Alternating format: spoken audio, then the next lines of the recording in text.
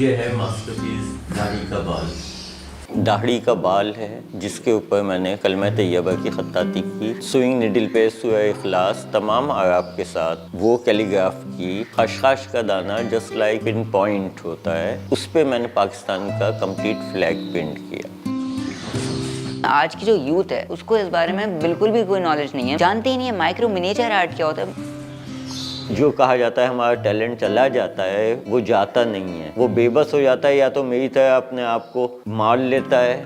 جیسا پپا کے ساتھ ہوا کہ اگر خدا نہ خواستہ اللہ نہ کرے میرے ساتھ بھی یہی ہوتا ہے یہاں پر, ظاہر سی بات ہے آفرز تو دیکھیں آتی ہیں, بالکل ایکسیپٹ کروں گا اگر مجھے یہاں پر وہ نہیں ملا جو مجھے ملنا چاہیے.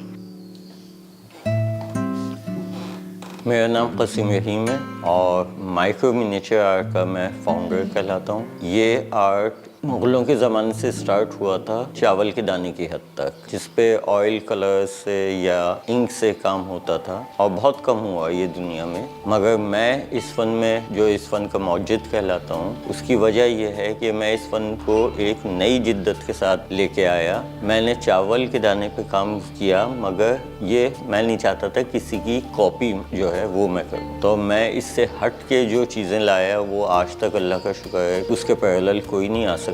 اس میں داڑھی کا بال ہے جس کے اوپر میں نے کلمہ طیبہ کی خطاطی کی. اس میں دوسروں سے ڈیفرنس جو ہے جس وجہ سے میں اس فن کا موجد کہلاتا ہوں کہ میں نے واٹر کلر میڈیم اس میں یوز کیا, سنگل ہیئر برش یوز کیا اور نیکڈ آئی سے بنایا. اس سے پہلے جتنا کام ہوا اب تک دنیا میں وہ مائکروسکوپ یا لینس, میگنیفائنگ گلاس وہ یوز ہوتے تھے.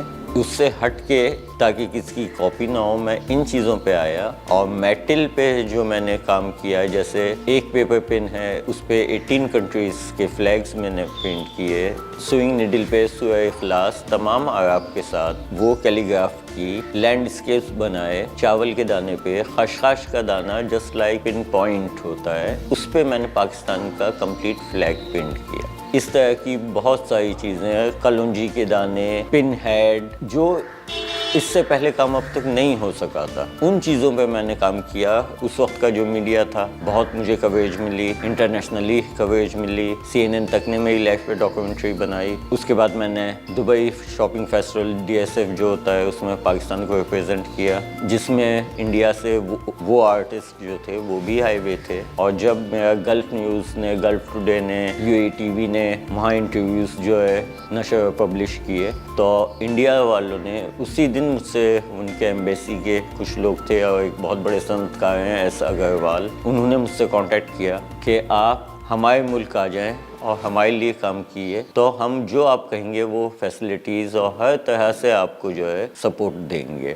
مگر میرے اندر ایک جذبہ تھا کہ اگر میں نے پاکستان کا فلیگ بنایا, کیونکہ میں نے ان سے پوچھا مجھے کیا کرنا ہوگا, تو انہوں نے پاکستان کے فلیگ کی طرف اشارہ کیا کہ اس کی جگہ آپ کو ہمارا پہیہ بنانا ہوگا, اور یہ میرے لیے جو ہے پاسبل نہیں تھا. تو میں نے ان کے آفر اس لیے وہاں سے ریفیوز کی. مگر ان کا جو ایک لفظ تھا, ایک جملہ تھا, وہ معذرت کے ساتھ میں کہوں گا کہ وہ حقیقت میں صحیح ثابت ہوا کہ انہوں نے کہا تھا کہ قاسم صاحب آپ بہت بڑی غلطی آپ نے کی ہے, آپ کا ملک آپ کو کبھی کچھ نہیں دے گا, ہم آپ کو بنا دیں گے. مگر میرا یہ تھا کہ میں اپنے ملک کے لیے کام کروں. تو یہاں آیا اور حقیقتاً جو کچھ ہوا, نام میں نہیں لینا چاہتا, جو ہماری مختلف حکومتیں آتی گئیں جاتی گئیں, تمام لیٹرز میرے پاس پریزیڈنٹ آف پاکستان جو گزر چکے ہیں کئی, ان کے موجود ہیں کہ official patronage, permanent employment, presidential award world level پہ لانے کے لیے سب کچھ ہوا, مگر صرف ایک وہ ہوا میں محل بنا اور وہیں ختم ہو گیا.